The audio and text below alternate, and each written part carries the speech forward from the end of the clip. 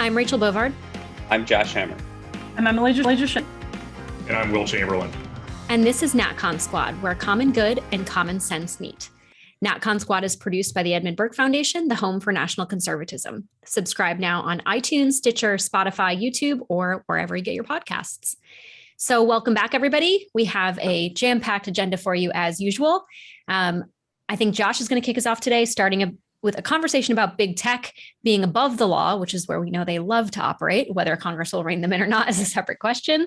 Will's going to talk about the unlawful treatment of January 6th detainees, a little bit of breaking news today on a Wednesday. I'm going to talk about the Pentagon software chief who recently quit his job, citing China's dominance over tech and AI. And then Emily's going to close us out with a discussion of the movie glorifying China beating James Bond at the box office. That doesn't augur well for anything. So with that, I think we'll get started. Josh can kick us off. Okay, so thanks, Rachel. So we're going to kick us off today by talking about the nomination of Jonathan Kanter to lead the Department of Justice Antitrust Division. So for those of you who are not as deep in the weeds of antitrust enforcement as some of the nerds who co-host this podcast, federal antitrust enforcement, which of course goes back to the Sherman Antitrust Act of kind of the Gilded Age, just the late 19th century, and then its subsequent statute, the Clayton Act of the early 20th century. Basically, the way this gets enforced is it's currently split jurisdictionally between the FTC, the Federal Trade Commission, and the Department of Justice Antitrust Division. Query whether that's a good thing. I think there's some legislation to try to merge this under one jurisdictional umbrella. We're going to hold that aside. It's a little too in the weeds and probably not super interesting. But the current nominee to lead DOJ's Antitrust Division, and generally speaking, it's kind of sloppy how this works, but generally speaking, it's DOJ's Antitrust Division that gets kind of like the truly mega antitrust cases. You know, think about like Microsoft decades ago and things of that sort. So the nominee to head up DOJ's Antitrust Division is named Jonathan Kanter. He is unambiguously a Democrat. He is a partisan Democrat. No one disputes that. In much the same way that Lina Khan, who is Biden's own nominee, confirmed to lead the FTC, is clearly a Democrat as well. But what's interesting is that, and the reason I want to talk about this, because it is generating, much as kind of the Lina Khan nomination confirmation did herself, a lot of bipartisan enthusiasm to basically get in there and, for lack of a better term, just kind of bust up these modern day robber barons, of course, which we all know on this program are the big tech companies. And specifically what prompted me to want to kind of bring this topic back to the forefront is I published an op-ed in Newsweek this week from Jeff Landry, who is the Attorney General of the state of Louisiana. Jeff is a conservative Republican. This is Louisiana. This is not like a milquetoast red state. This is a deep red state in the deep South, who basically was writing to Republican senators and kind of just Republicans across the country and basically saying, let's go ahead and support Jonathan Kanter here, because you know what he wants to do is it not only in conservatives' interest, but from his kind of legal perspective also, his approach to antitrust is from his perspective kind of more in line with the original meaning of the actual Sherman and Clayton antitrust statutes themselves. There's a point that Mike Davis, who heads up the Internet Accountability Project, where Will and I both volunteer, and Rachel has been a part of in the past. This is a point that Mike Davis kind of makes over and over again here, which is that kind of the modern consumer welfare standard, which kind of guides antitrust enforcement. It's kind of the legacy of the late judge and antitrust scholar Bob Burke, and especially the way that the consumer welfare standard has been interpreted by Burke's acolytes and subsequent courts is really very far removed from the actual language of what the Sherman and Clayton antitrust acts actually call for here. And Jonathan Kanter makes his point in the op-ed that we ran in Newsweek. But kind of just taking us out of the weeds a little bit here and focusing on the big picture, there's this notion that antitrust kind of gets us, or any kind of antitrust. There's this kind of long-running notion in right of center, laissez-faire, free market circles that any kind of antitrust whatsoever is just kind of big government overreach, or it's regulation of business, or it's all this stuff that conservatives have been taught since they were reading National Review in middle school or high school that we're supposed to hate, right? But if you think about what antitrust is, especially by dint of the fact there's an entire division in the Department of Justice, which is literally the federal law enforcement agency. Prudential antitrust is nothing more than prudential prosecutorial discretion, prudential law enforcement. That is the proper way to think about antitrust. These are statutes that have been on the books for over 100 years now in the case of the Sherman Act. Of course, Sherman himself, who was named after, of course, was a Republican congressman from Ohio. Teddy Roosevelt himself was a Republican. There's a long record of Republicans supporting prudential antitrust enforcement here. So, I kind of just want to give that kind of intro, and I'm happy to kind of throw it out for broader discussion really on that note here. Jonathan Cantor, like I said, is a partisan Democrat, but here is a very conservative statewide attorney general in Louisiana supporting his nomination, Mike Davis, who I just mentioned, our friend, is openly supporting him as well. I, for one, personally hope that he gets confirmed as well. I suspect he probably will, but I'm happy to kind of just kick it over to the panel for that broader discussion on antitrust, big tech regulation, all that. Yeah, it was really interesting to watch the Cantor confirmation hearing because it was effectively a love fest. Again, this is a Biden nominee to, a position that could be controversial, and none of that controversy was really apparent at all at the hearing. You had Senator Tom Tillis actually say, by the way, I'm voting for you, like in the hearing. When you had some questions about the consumer welfare standard from Mike Lee and others, though they were framed in a sense of, the consumer welfare standard itself, from Mike Lee's perspective is an unalloyed good, but the jurisprudence that's built up around it has contorted it such that it's not even being applied in its sort of full flourishing. And you saw Jonathan Cantor agree with that statement. So I really do think, Josh, to your point, it is an era of enforcement. You do see a bipartisan interest in enforcement. You see a little bit of a division on the side of how should we update the law, if it should be updated at all. But you do see a very bipartisan interest in enforcement. It was actually funny, hours, maybe 12 hours before that hearing, NetChoice sent around an email to Capitol Hill that was saying that Jonathan Cantor is a radical. He is just a radical, and that we cannot confirm a radical to this position.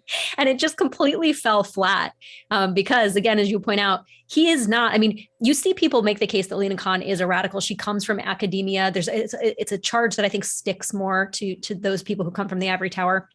But Jonathan Cantor himself is a practitioner.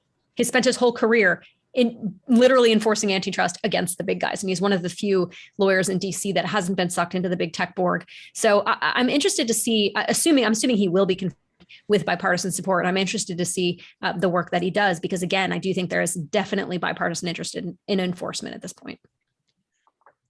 I think it's really fascinating to see how much the NetChoice types have lost cachet, because I remember seeing those talking points floating around and just immediately dismissing them like big tech shills. But apparently that's what everybody's reaction to NetChoice is big tech shills. Like I had a debate with Carl Szabo of NetChoice down in Florida, I think 2 to 3 months ago.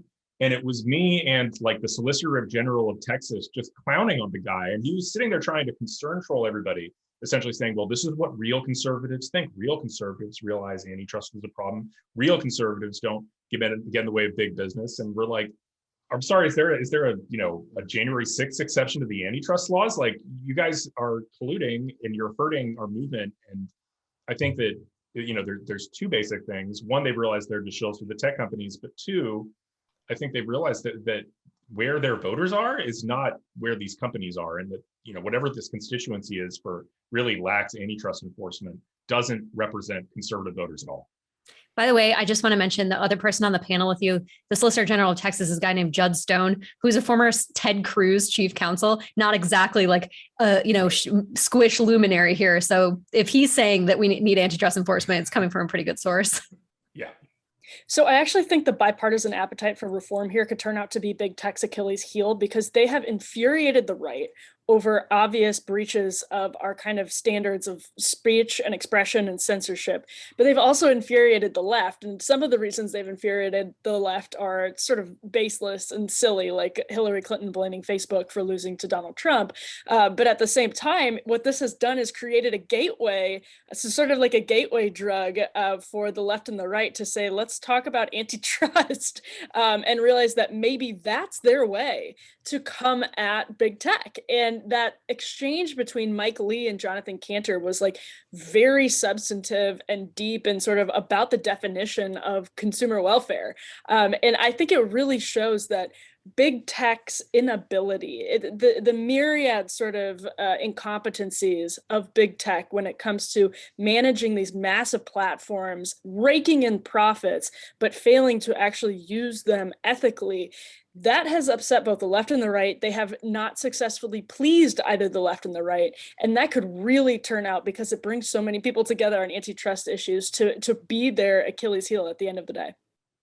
Yeah, and the only thing that I'll quickly add to wrap a bow on this segment, and then we'll toss it over to Will to tell us the latest on everything January 6th related, is when it comes to big tech, there is now, and Will was kind of touching on this with the whole net choice thing. It seems to me like there was like a big stigma attached to big tech funding and being funded by big tech. Obviously, our friends at American Principles Project have like this new like browser tab to show you like who was big tech funded. Rachel wrote a whole piece about this. And just kind of in general, like didn't like Kay Cole James, before she stepped down from Heritage, kind of like finally like refuse Google or Facebook money or something like that. I mean, only like 5 years ago, this would not have been like a thing. Like it was just like assumed like a lot of like the largest corporations in the S&P 500 and the Dow Jones were funding people across the aisle, and especially people in kind of like the vestigial corporatist American right. But there's just like such like an intense stigma that I feel like is attached to big tech funding now. It just kind of like instantly like discredits you, honestly. Again, maybe we're living in an echo chamber here, but it seems to me like it's big discrediting. But without further ado, let's toss it back to you, Will, to tell us if that was happening on all things January 6th. So I don't know if I have all things happening on January 6th, but I saw something today that was really fascinating. So District Judge Royce Landberth sanctioned DC corrections officials on Tuesday, held them in civil contempt over a delay in medical treatment for one of the January 6 detainees. So this January 6 detainee, Christopher Worrell, I'm not super familiar with the details of his case, but he's been detained. And in May, he apparently broke his wrist while in custody, and he still hasn't gotten treatment for it. And apparently it took yesterday, finally, the judge in this case just asked, like, where are the documents? Like, where's the doctor's report saying this guy needs his wrist fixed, because that hadn't apparently been produced. They finally did produce it the next day, but Lamberth not only held him in civil contempt, he said that Mr. Worrell's civil rights had been violated. He made a referral to DOJ, and I think that's one of the biggest slapdowns that's happened, and that's combined with, I think, a broader theme of late, which is a huge number of these cases which had been indicted as felonies are pleading down to misdemeanors, which I've been reading. I read Shipwreck Crew, who's a former federal prosecutor, now a defense attorney. And he made the point that that's an explicit violation of DOJ policy. If they charge a felony, they're not supposed to plead the case down to a misdemeanor. It just says that they don't believe they could have proved the felony in the first place, effectively. And that's written DOJ policy. And so why are they doing this? Well, on the side of the law, or on the side of the prosecutors, they just have too many cases. The cases are not, ginning up enough in terms of like actual substantive charges to justify long sentences. So you're holding all these people without bail, but you're holding them for 6 months, which might be the length of their maximum sentence. So in the end, there's like a whole bunch of these cases that need to plead out, because otherwise they're going to have like a bazillion trials and they can't handle it it's just impossible. And I think sort of you're seeing the similar thing happen in DC jail, which is the DC jail is already a mess. And now we're finding out that because they have all these prisoners, and they're just like not making sure people get medical care, and it takes 4 months to get somebody a wrist surgery. It's a complete mess. And I think people have talked about, man, we really need a January 6th commission, but if anything, January 6th is revealed. I was joking, we need a commission on the treatment of January 6th detainees. Like, what's going on at DC jail? Why can people not get basic medical care? I'm a law and order person, but that seems like a really basic thing about living in a civilized society, is that inmates get medical treatment and aren't sitting around with a broken wrist for 4 months. I don't have massive broader implications other than it's just, wow, is the government remarkably incompetent? So I'll send that around. So one thing that leaps off the page to me when I hear Will tell us about this anecdote is, I clerked on the U.S. Court of Appeals of Fifth Circuit. I remember like inmates filing like Eighth Amendment cruel and unusual punishment claims about treatment that was denied to them on like these like habeas corpus procedural claims on way more frivolous grounds than this. There was like, I remember a case that came across our court around the end of my tenure. It was decided after I stopped being a law clerk. So someone filed like an Eighth Amendment cruel and unusual punishment claims because, like quote unquote same-sex, gender, whatever reassignment surgery was like not offered in like a Texas state prison. So like compare that, like the blatantly facially farcical nature of that purported Eighth Amendment claim with what Will is describing here. But just to make like a slightly less legal and just like a slightly broader point, I was having a conversation with someone the other day. I can't remember where I was. I think it was when I was up in Notre Dame or to give a couple of campus talks on Monday. Like January 6th, this is just the gift, just bring it back a little bit politically, that just like, it's the gift that will keep on giving for the left. And something has to happen for the American right to kind of change the narrative on this. On the one hand, a lot of people I talk to are just like, okay, just like stop talking about it, just move on, just move on. A lot of people seem to be kind of condemning those like Julie Kelly who kind of are continuing to kind of beat this drum. But maybe something along the lines of what Will is calling for is actually somewhat prudent. I mean, kind of get this talking point out there that whatever damage was done in January 6th, and I think everyone here thinks that January 6th was not exactly a great day for the Republic. I think it's probably fair to say. But despite what happened then, what has happened to these people is disproportionately severe. I mean, two things can be true at once here. And like, we have to do something to change the narrative, because just as kind of like a political talking point on like the talking head circuit on the op-ed pages, whatever, this really just is the gift that keeps on giving. I don't know exactly if what Will's proposing is the right way to try to change the narrative, but I think he's thinking along the right lines, that's for sure. I think what's really upsetting to watch this is that from the inception of the January 6th Commission, because I think you're right, Josh, like they are going to keep milking this for all it's worth. You've seen them use January 6th as a pretext for just about every single violation that they can get away with. It's not just the treatment of these prisoners, it's also the insane records preservation requests that are going to, just regular civilians who were not involved necessarily with what happened on January 6th, subpoenas being issued for people who were organizing events that weren't even related or even happened, alongside the January 6th protest. And you're seeing very few Republicans actually speak out about this. And it's almost, the stigma of January 6th that nobody wants to be seen defending the Capitol rioters. Well, at the end of the day, what's being sold in exchange is really our civil liberties and the civil liberties of the people that may or may not even have been involved. And I think that's what's so frustrating, especially about the congressional side of this, that the select committee, they are reaching into people's personal lives, people who didn't do anything wrong, people who may have been already cleared by the FBI. And meanwhile, the FBI is already saying, look, there was no organized effort to overthrow the government. The FBI has already investigated and found that. And yet here we sit watching this stuff happen in real time. And, I guess you could accuse me of being hyperbolic. I don't think it's hyperbolic to call this a political persecution for some of these people. And the right is just sitting there and saying nothing. And that's unconscionable to me. No, I don't disagree with that. And it's again, like one of these situations where it's very difficult to know what's true and what's false, because we've reasonably, even those of us who are involved in media and politics and law, to sort of get to the bottom of the facts is increasingly impossible, because you can't trust the FBI. You can hardly trust the Biden Justice Department. There are a lot of untrustworthy people in the so-called legacy media and, conservative media who speak loudly just by not touching certain issues.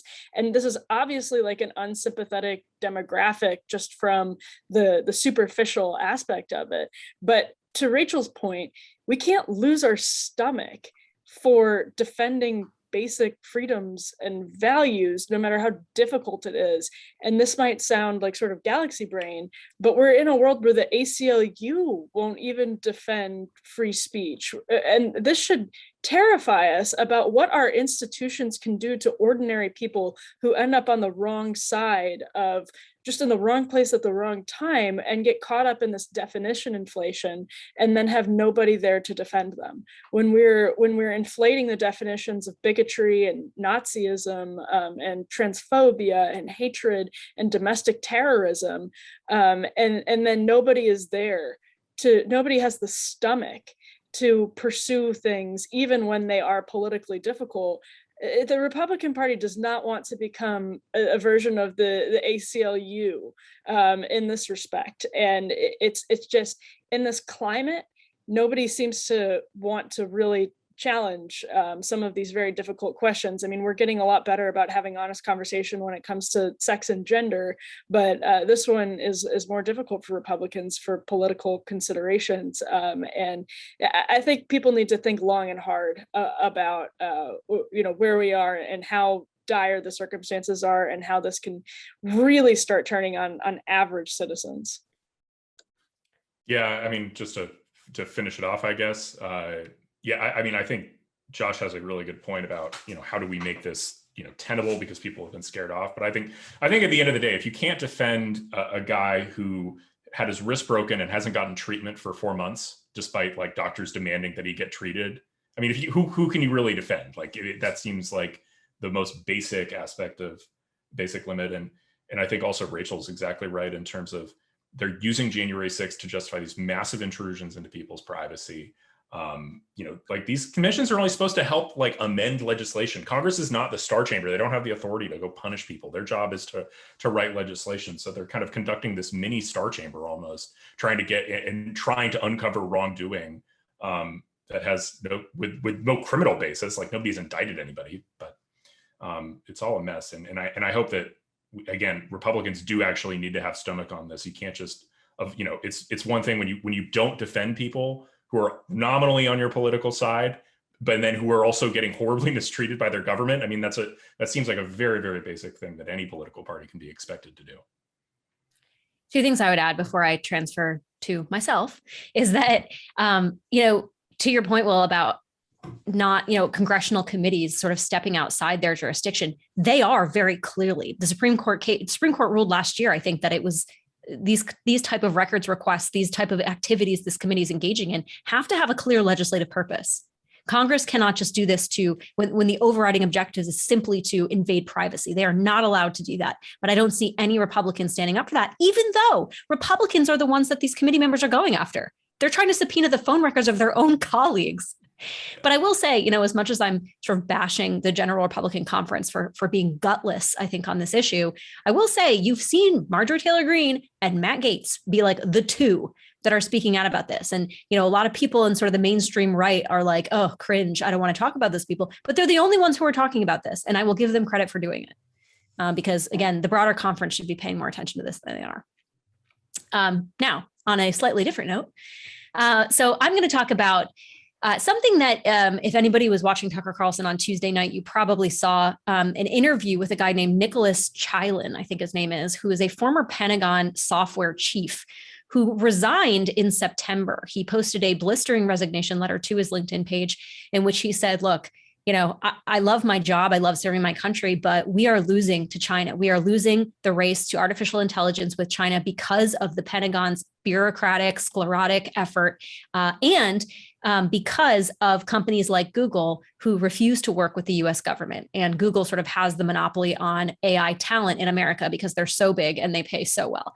So if you watched the Tucker segment, he kind of goes into some of the more policies around our defense initiative. But I dug in today in a piece for the Federalist to the angle on Google. And I think it's worth talking about because you've seen of late Google and all of its proxies, and as we know, there are many paid proxies that Google has here in Washington, have come out and said, look, you cannot touch Google because of national security. We will lose to China if you break up Google. If you constrain Google in any way, you are letting China win. And the reason they say this is because, again, we need a champion for artificial intelligence research and, a host of other areas of technology. Google's the only company that can deliver for this. And I think it's a claim that should be treated with a lot of skepticism. And first, because, we know as a baseline, right, that the race to AI dominance is truly a race to control the technology that's going to control the world. AI, if you're not familiar with it, it's intelligent machines, right? It's writing intelligent computer programs that can problem solve. But it also has darker applications, right, to smart warfare, to network exploitation, all of these kind of things. You can imagine if China wins this race, they will win it for evil and not for good, and the rest of us will suffer as a result. So Google has put itself up as the saint in this fight, and I think it's worth examining because they're just not. And I pulled a couple of examples for my piece, but basically Google, in many ways, appears to be hedging its bets with China. Okay, it's in claiming that it is the American champion of AI development, it ignores the fact that Google has opened up an AI office in Beijing, and they are working hand in hand with the Chinese on AI development, and apparently have no problem with the fact that China uses AI powered technology to hunt, track, and forcibly sterilize its Uyghur Muslim population. I mean, this is what China is using AI for, and Google has not condemned that. But you know what Google will condemn is working with the U.S. government.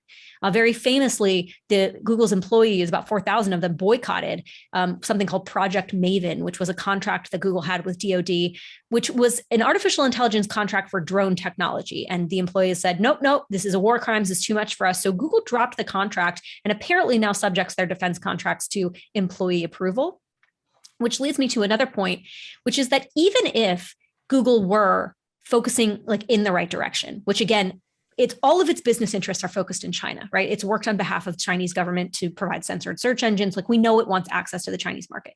But let's say even they weren't even doing that. They just were totally on board with working with the US government on AI development. Its AI department, Google's AI department, has been embroiled in a woke struggle session for the last year over the termination of a woman named Timnit Gebru, who is a very prominent Black AI research scientist. Whether she was fired or she quit, that is, depends on whose account you read of it, but they are still embroiled in this sort of diversity, inclusion, how do we do AI with enough, diversity in the field? I don't have to tell you that that is a distraction from the mission. You know who's not doing that? China. Who isn't embroiled in these woke struggle sessions? China. And so it goes to my point that even if Google was completely on board here, I don't even know that they would be effective because their research would be ground to a halt by these sort of employer hand wringing that just makes them totally ineffective. So I do throw some skepticism on the claims of Google. I do think that it's a transparently fake excuse for not enforcing competition policy against these companies, as we talked about with antitrust enforcement and elsewhere, because what is going to win us this race is not entrenching sclerotic companies like Google. It's disrupting and allowing innovators to come in, and innovators who are focused on the mission to come in and get it done. So I throw that open for debate because, again, Google's everywhere with this argument right now. It's also a good point about market demand in that there's clearly a demand for products who have better privacy, who have more, let's say, patriotic business practices than Google. And so it's not like, I think Rachel's completely correct about the quality of the service and the efficiency and et cetera, et cetera. But it's also like, if ever, like right now is when people are really sick of all of these particularly these woke corporations who Google owns YouTube and will do any number of things, draw any number of ridiculous and inconsistent lines about speech along, activist sort of standards, leftist activist standards. And so there's like a real demand for other products to enter the marketplace right now. I mean, there really, really is. It's not like Parler just took off all of a sudden, but like there was something steady happening. It was a real competitor to Twitter briefly. It showed, trajectory of perhaps being a real competitor. And so it's not just Google. There are a lot of companies that are like, there's this public consciousness raising about these corporations' relationships with an avowed enemy of our country. And the way that your business relationship is inextricably entangled with people whose strength undercuts us necessarily by their own sort of mission and by their own definition. So there is a market demand for this, but the problem is that tech owns Washington, and tech has these new platforms that Washington doesn't know what to do with. So even to the extent there's consensus and bipartisan interest, it's like, okay, great, now we have to agree on what to do, and that's proven very difficult. So I don't have like a whole lot to add, honestly, on this particular subject because I obviously support like antitrust enforcement, common carrier regulation, a lot of this about the big tech companies. But I did run another op-ed. I can't remember if it was earlier this week or last week from Jamil Jaffer and Josh Wright, who are two kind of George Mason, Anthony Scalia Law School, libertarian leaning professors, and look, music op-ed section, we run a lot of different viewpoints here. I didn't agree with this particular argument, but they tried to make kind of like a national security argument, opposed to kind of using antitrust against Google and Facebook and whatnot.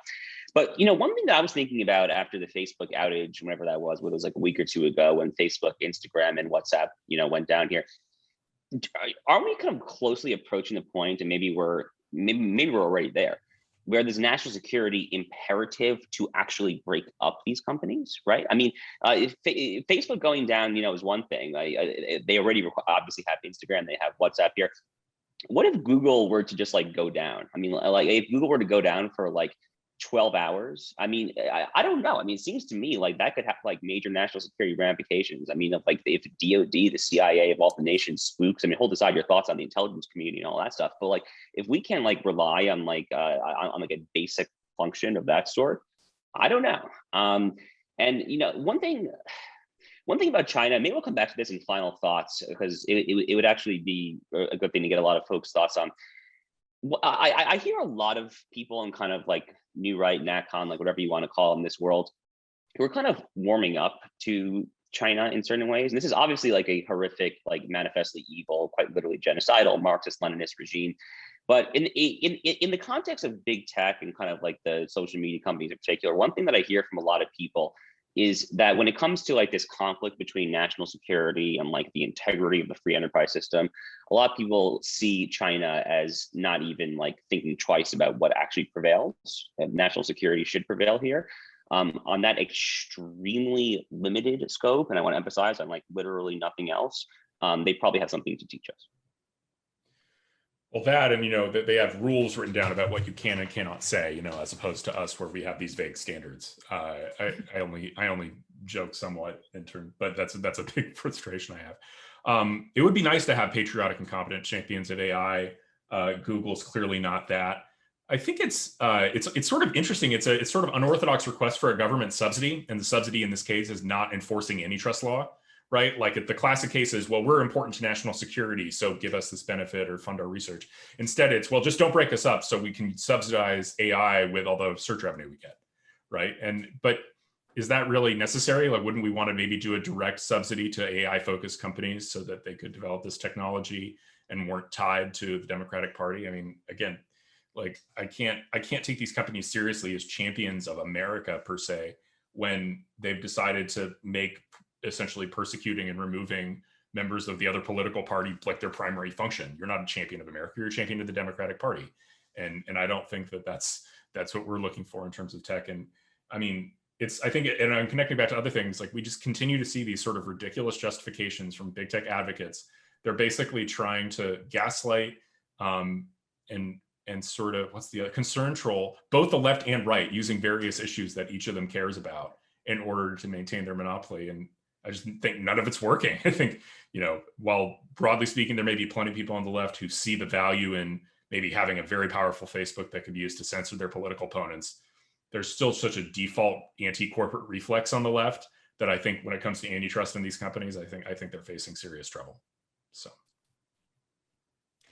Yeah, I think it's not a light point to say so much of our sort of professional, managerial, cultural, business elite are entangled with China or want to be even more entangled with China, that it's very, very difficult to take on these emerging geopolitical, geoeconomic threats in a unified way because we are just so entangled, I guess, for lack of a better word. But Emily, you are also talking about China today. I was going to say, everyone just touched on a lot of underlying elements of the next story, which is about a movie that is doing just gangbusters in China right now. It's called The Battle at Lake Changjin. It is about a battle in what we refer to as the Korean War and what they refer to as the War of US aggression. And this is a movie, if folks know sort of how the industry works in China, that was made with immense resources, that was made, of course, with Chinese government approval, CCP approval, which brings in some of China's biggest celebrities. I mean, think of our government rallying Brad Pitt and whomever else. Let's go with Jennifer Aniston, because wouldn't that be fun? That would be a government service to come together for a propaganda film celebrating America. It's not as though Hollywood didn't make pro-US propaganda before. China's sort of taking a page from the old Hollywood playbook in this case, but now it's sort of unthinkable. And a Chinese journalist has already been censored for criticizing the film, very gently criticizing the film, but it's doing incredibly well. It's one of the most expensive movies ever made, Chinese movies ever made, and it is already one of the most successful Chinese movies ever made. It's a 3-hour epic film, and it's just a perfect example of how China understands soft power and why the film industry is so valuable to the CCP. The film industry is valuable to the CCP, and the Chinese box office is valuable to Hollywood. There are a number of movies that were made with budgets that would hopefully get them shown in China. Think Space Jam, think Eternals, that may well end up not premiering in China because the CCP has some problem with them, and is, probably trying to close the door on American cultural influence. But this is an incredible, this movie, the success of this movie over a stretch of holiday, of an important holiday in China, the amount of government resources, the celebrity power that it has, the political propaganda angle of it. This is the Chinese government using culture to generate nationalism. And it's happening at the exact same time that they're shutting American studios and shutting American companies out of earning huge profits that they have sort of predicated their businesses on. And they've shifted to build their businesses on those profits.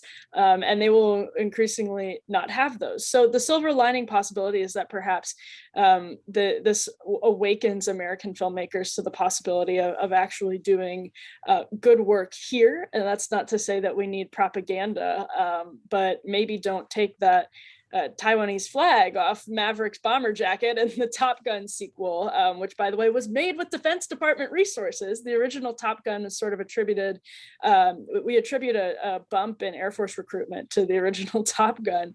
So there's some unobjectionable collaboration that can happen between Hollywood and the American government. But the bottom line is we have very little patriotic sentiment in our current film industry. China is using its film industry actually to muster patriotic sentiment in its broader population. So this film is a huge, huge part of, it's a very perfect illustration and a culmination of those efforts in a lot of ways. So I want to toss it open to the group for their thoughts on this film doing exceptionally well at the Chinese box office. Well, Emily, I just want to completely disagree with your premise that we don't have any patriotic movies. I'm sorry, Disney just made a movie about Anthony Fauci. You're right. What do you mean? We have a hero salute for the American God King. What are you talking about? No, you're completely right. And I wonder if they cover, I haven't seen it yet, but I really hope they cover his relationship with the World Health Organization. I guess that's the broader question though, how much profits do these companies have to lose before they realize what actually appeals to America? On that Fauci movie, my favorite is the Metacritic score is 100 and the audience score is 4%. And yet here we go. We're still spending money on this crap. So your point stands. Yeah, no, I think it was literally Rachel's not exaggerating. It was literally 91-4. It was the difference, and Michael Knowles screenshot that and tweeted out, and I can't remember the exact caption, but it was the state of the American regime year 2021 or something like that. Just I mean, we're literally living in two different universes, right? Two different realities here. Yeah. So look, I mean, I will make a limited appeal actually to some form of national propaganda. I mean, a limited form, to be clear. I'm not saying that we need to pump out films and kind of cultural content glossing over the various things that have gone somewhere between wrong to horribly wrong in American history. That is not my stance here. But look, there was a poll at the University of Virginia. Larry Sabato runs the Center for Politics there, or whatever it's called.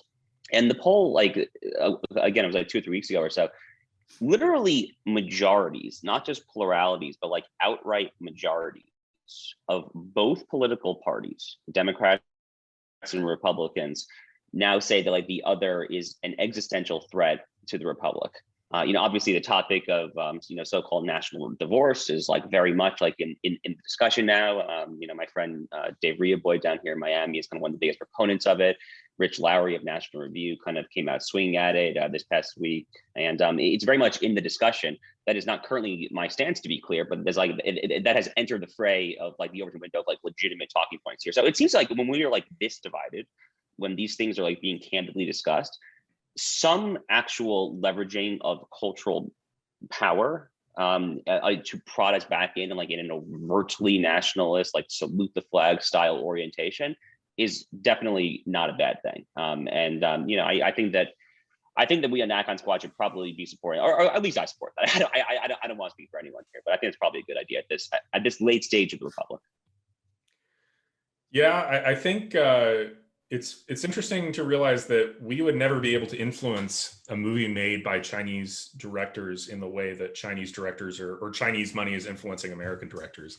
Like I think somebody mentioned Top Gun. There was the recent Top Gun that they removed the Taiwanese flag from one of the aircraft jackets or something like that. And sorry, that was off. But the fact that China has complete control of its film industry and is putting out propaganda that its people love, and our film industry is literally being bought out by China to put out more Chinese-centered propaganda, I think is a problem. And I think Josh is right. We kind of do need more national unity. I mean, I think national divorce would be an interesting topic more generally, and the sort of national separation.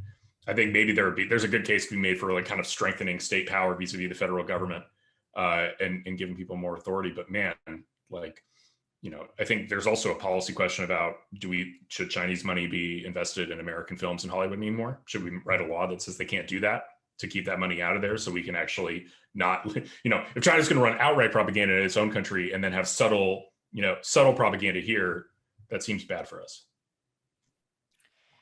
Yeah, I think and this can be my final thought before I think we start circulating for final thoughts, but it's interesting. I hear a lot on the right, you know, from the sort of the restraint foreign policy types, that they're concerned that we may be, you know, beating the drums toward, you know, another Cold War with China. And then they're not sure that that's the appropriate tack to take, you know, because we don't want this military engagement. We don't want to have to, you know, get embroiled in military conflict over Taiwan. And, you know, so much of our actual conflict with China isn't that, though. I mean, there's like a military component to it, like there is with any great power, but so much of it is a cultural dominance. So much of it is technology. So much of it is China being able to manipulate our free market system for entry into our country, to, I would even say, infiltrate the country, you know, to use our economy against us for their own ends. And I come back to this point frequently, but it's really hard to combat when your entire upper echelon of society is entangled with China. How are you going to have a coherent strategy toward China when everybody from the president of the United States on down has some sort of financial interest there? And I think, you know, the broader point here outside of China is this goes again to so many of the issues that we talk about on this podcast, is that so much of the stakes here are centered around a clash of worldviews. You know, and that's definitely true with how you approach China as a worldview, how you approach some of the issues we talk about with big tech, how you approach, you know, January 6th. All of this isn't our government disputes are no longer about taxes and the size of government. They are about who is going to reign supreme, and what vision of the world is going to be dominant. Because, you know, you'd think we live in a pluralist self-republic. That's how we were founded, but that's what's on the table now for divvying up. And I think that thread, you can sort of trace it through all the issues we talked about today. So that's my final thought. I just try not to end on a dark one, but maybe it rallies the troops. Who knows? So I don't know who wants to take the next one. I can jump in just because I want to say something that's related to that, which is in reference to this film and other stuff. I have a piece up at the Federalist right now that's sort of contemplating how media fragmentation is accelerating our divisions. Like, there's a lot of good stuff happening with the Substack revolution. There's a lot of good stuff happening when you have the Daily Wire raising enough money to actually make a film that looks and feels like a Hollywood movie. That's great. And taking a bona fide celebrity and an actress with them, fantastic. But it does let us, and it encourages us to isolate in these silos and to nicheify. And when the media fragments like that, there was something about the writers sitting at 30 Rock and having to come up with jokes for Johnny Carson that's like, what's going to make America laugh tonight? Not what's going to make Stephen Colbert's cringy boomer resistance porn people laugh tonight, but what is going to make America laugh tonight? You want people in writers' rooms in Hollywood to say, what is going to make America laugh in this Will Ferrell movie? What is going to move the most Americans in this political speech? And the producers of nightly news broadcasts saying, what will the boomers who are still sort of ritualistic about this care about every night, but what will America care about every night? And then having that tested and actually like worked out, and having us all legitimately share touchstones that you can take to the proverbial water cooler or Slack channel.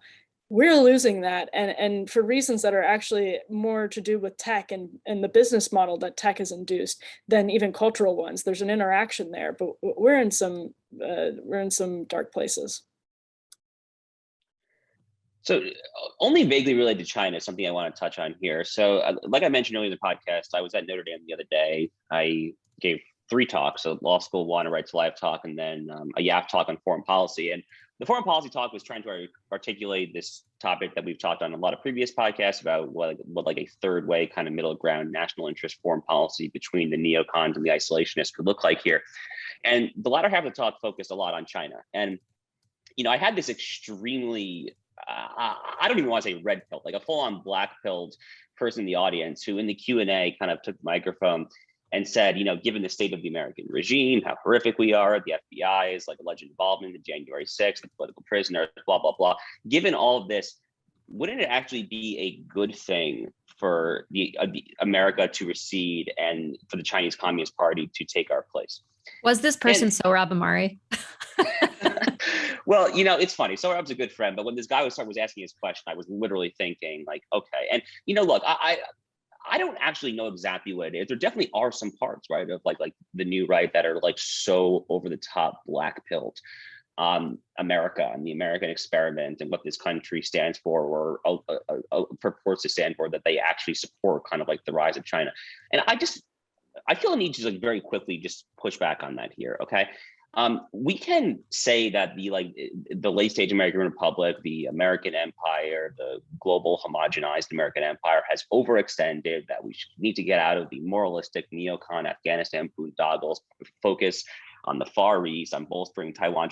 We can support that while simultaneously saying that the rise of a regime that is Marxist-Leninist and is literally, according to Geneva Convention definitions of genocide, now assessed by political parties, both administrations, to be committing genocide, literal genocide.